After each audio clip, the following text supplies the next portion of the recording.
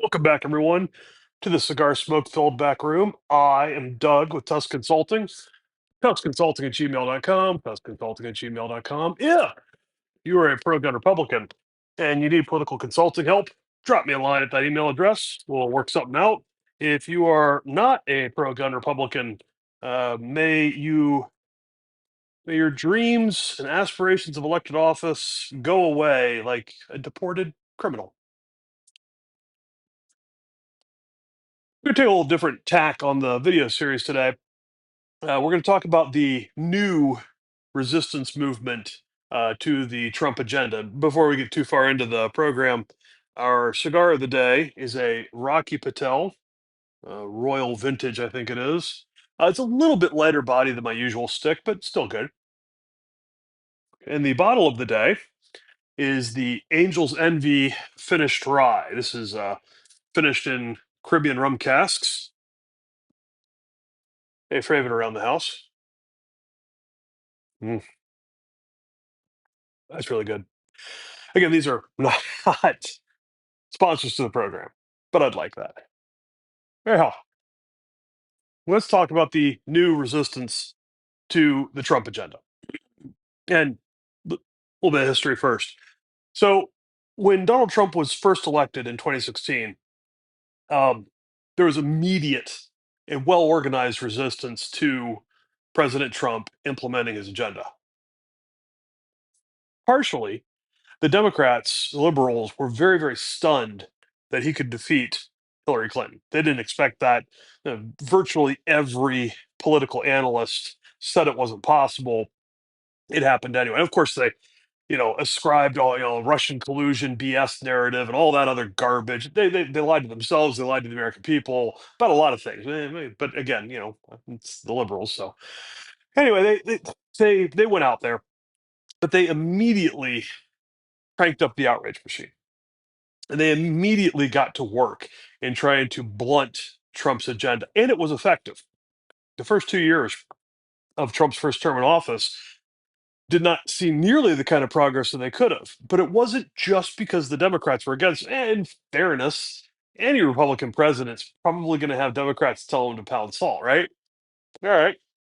That's not surprising. What was more surprising and more disappointing, I might add, was that a good chunk of Republicans in Congress were also waiting for Trump to fail because he wasn't part of the normal, you know, elected office holder kind of mold. They just assumed he was a passing fad and he'd be here and gone and they could get back to, more normal stuff, right? And so some of them didn't bother to help. Some of them actively sabotaged the first Trump administration. And some of them, even going into the election in 2016, were planning a future where Trump had lost to Hillary Clinton and they could set themselves up as the saviors of the party, a la Ohio's own governor, John Kasich, who very much, by that point, he wasn't governor anymore, but he was former governor, very much was thinking that he was going to be, the next guy. And like he'd run the primary in 16 and didn't win very much, but won his own state. But beyond that, not much. Anyhow, he thought he would be the return to normalcy, the back to usual. And when Trump won, well, that was that for that. Now we're in the second Trump administration, and it started very, very differently. For starters, the defeat of the Harris candidacy was entirely predictable. There was literally no Democrat primary. There was none. They just said, "Oh yeah, it's Joe Biden," until it wasn't, and then they did the king making thing behind the scenes, and poof, now it's Kamala Harris. And Democrat primary voters got no say, no, not at all. No, no.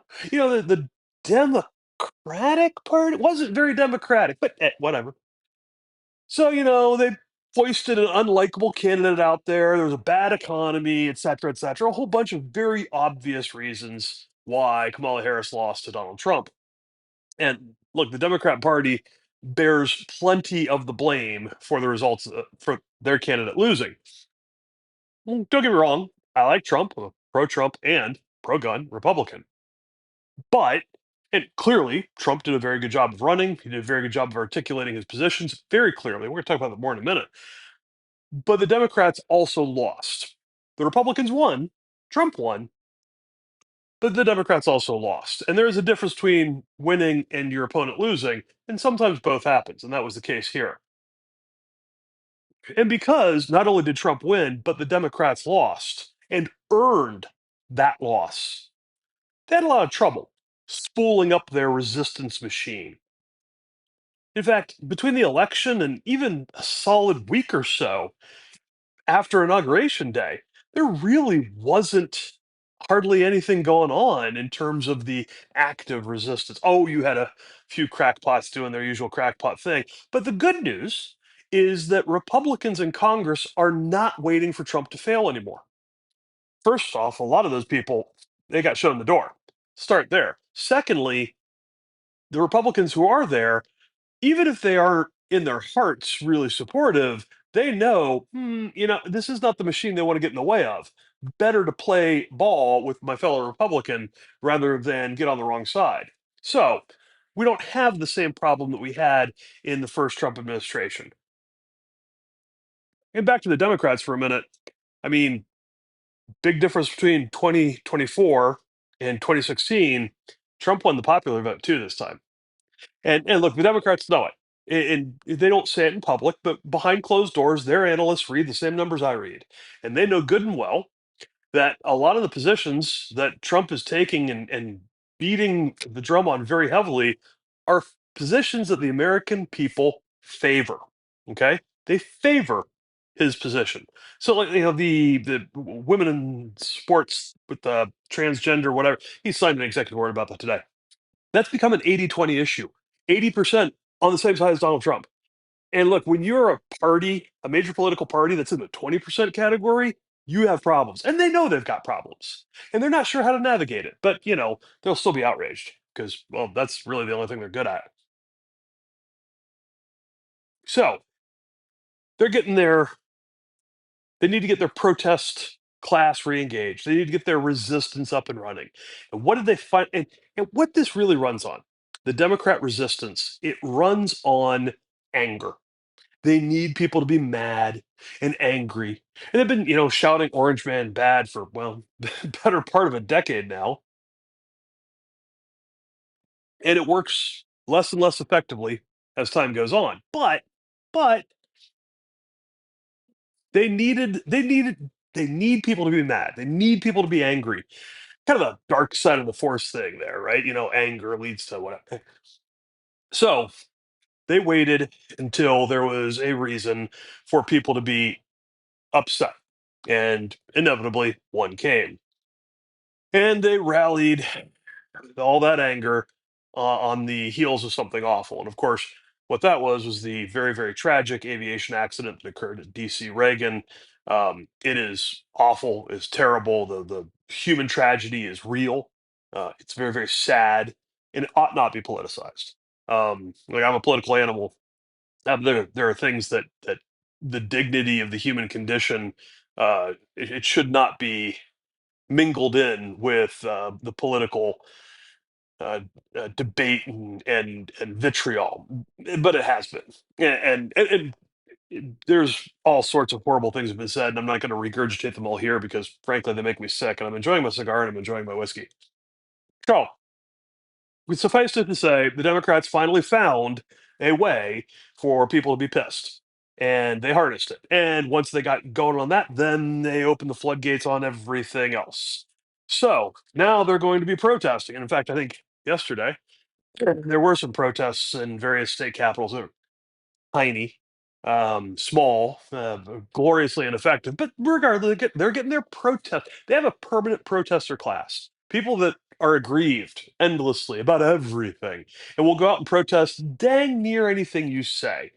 And so, what are they protesting? Well, they're protesting the things that Donald Trump wants to accomplish, the things that he was voted in to accomplish, because the liberals don't like it. Well, guess what, liberals? You aren't supposed to like it. That's actually kind of the point, okay? So, yeah, when it comes to deportations, including and first and foremost those of criminals, rapists, murderers, you know, drug smugglers, human traffickers, I get it. We want them gone. The American people want them gone. And you don't like it. But guess what? You aren't supposed to like it. We want to make America a safe country. We don't want to have an imported. It's bad enough we have. Look, anywhere you go, any group of people is going to have their own set of criminals, their own set of bad subset of humanity, subset of society that has uh, uh, criminal motivations and does not play well with others. We don't need to import any extra. Okay, we got plenty of our own. Thanks much. Okay, like when it comes to the foreign trade issue, the Trump's trying to get a fair deal for American workers, which once upon a time, man, I remember not too long ago, Democrats saying that, we Republicans were bad because we were, free traders, and that's bad because that is effectively, outsourcing jobs, and, people are losing good paying jobs and they're becoming impoverished because they can't afford, and blah, blah, blah, blah. And, we should have a more level playing field with the rest of the world, and you free traders are awful. And we listened to this argument, and Donald Trump seems to have taken the position here that, yeah, yeah, you make a point there. Yep, they are not playing nice with us. They're not trading fair with us. They're trying to undercut our industry.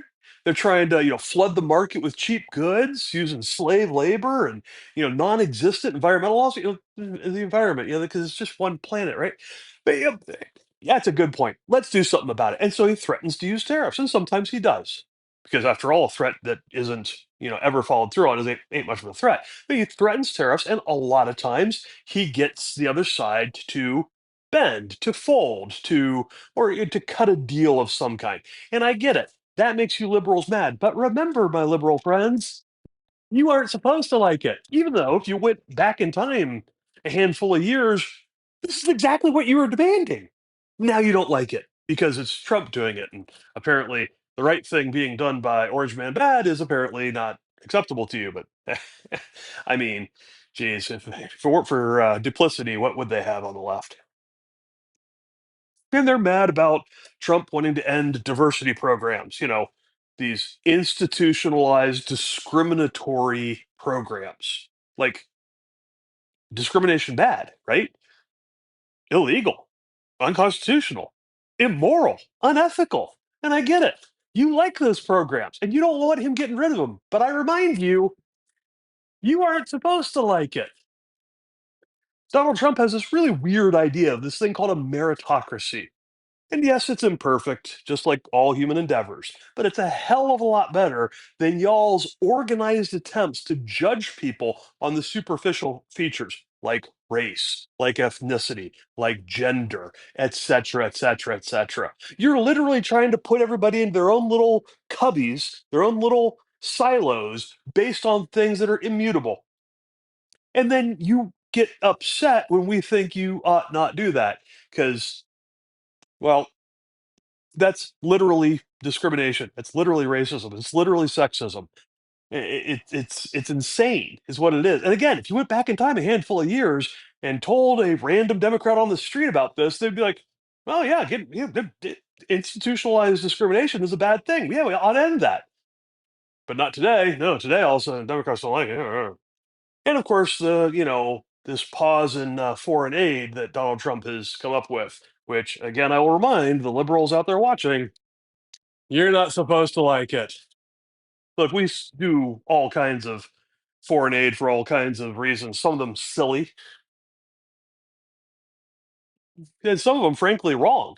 Um, we provide both monetary and material aid to groups, some of which are known terrorist groups.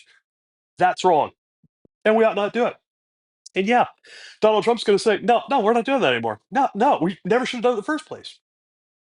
And in the post 9/11 world, where look, I get it, back in the 80s with the Soviet Union and their invasion of Afghanistan, supporting the Taliban against the Soviet invasion in a bipolar world between West and East, between the Soviet Union and the United States of America, it made some degree of sense. But we also should have learned from 9/11 that the fruit that comes from that tree can end up being extremely bad. You'd think we'd learn our lesson. But no, here the liberals want to give money out to terrorists, material aid out to some of the groups that were getting that funding were literally terrorist groups, and Trump ain't going to put up with that, and he ought not put up with it. But as always, the Democrats, the liberals, I should really say liberals more than Democrats, because it's not even all Democrats.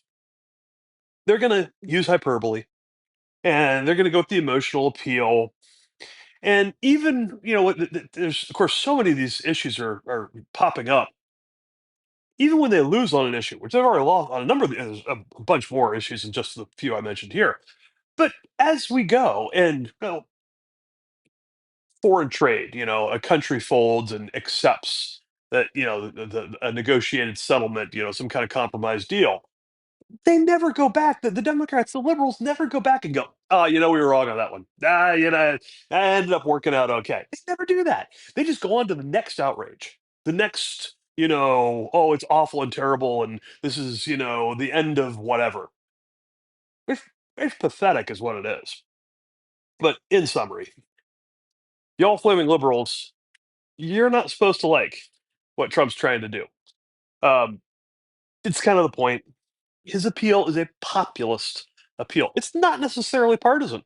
A lot of the things he's winning on are not necessarily things that 10 years ago the Republican Party was trying to push forward necessarily. A lot of it is, but not all of it is. He's a populist president, not necessarily a partisan president. He has partisan positions, of course he does. And in fact, once upon a time, he had been a Democrat till y'all ran him out, like you've run out so many other people, like private sector union members, and like a whole bunch more. The fact is, a lot of Democrats voted for Donald Trump, including a boatload of independents and virtually every Republican. Donald Trump's presidency is a bipartisan presidency. The fact that the liberal wing of the Democrat Party wants to be outraged about it isn't going to change anything. The electorate in this election was very well informed as to the difference between a Trump presidency and a Kamala Harris presidency. They knew exactly what they were going to get. These issues were discussed at length, ad nauseum. The American people were well informed, understood, and made their choice. Made their choice not only with the Electoral College, but even with the popular vote.